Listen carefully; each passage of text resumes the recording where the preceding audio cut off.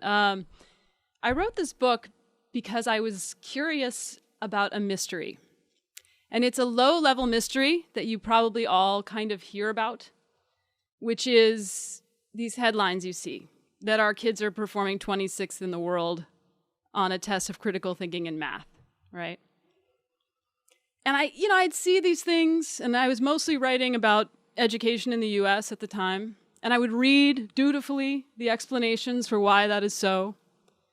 And I'd read about how perfect everything is in Finland, and everyone is tall, and the wood is blonde, and I just didn't feel real. Like it didn't quite add up. And let me tell you what I mean.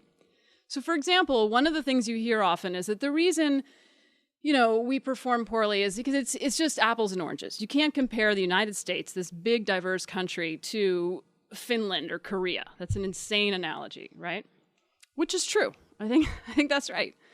But, if you think of each state in the country as its own country, which actually makes more sense because that's how education is sort of run here, is at the state and local level, then why is it that not a single state in this country is performing in the top 15 countries of the world?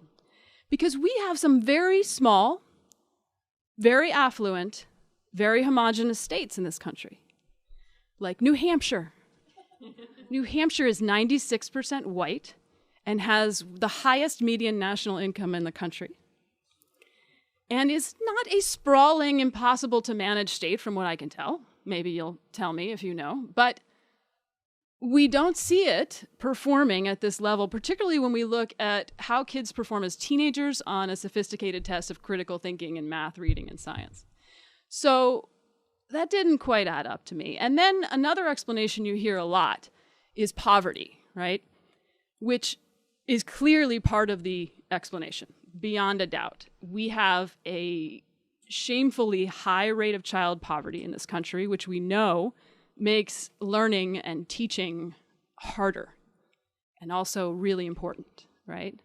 So this poverty thing satisfied me for a little while. And then, there were more things that didn't add up.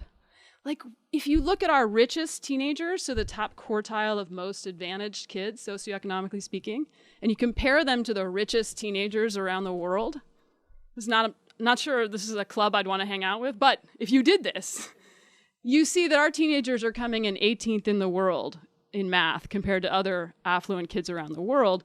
And by the way, our affluent kids are way more affluent than most of those kids.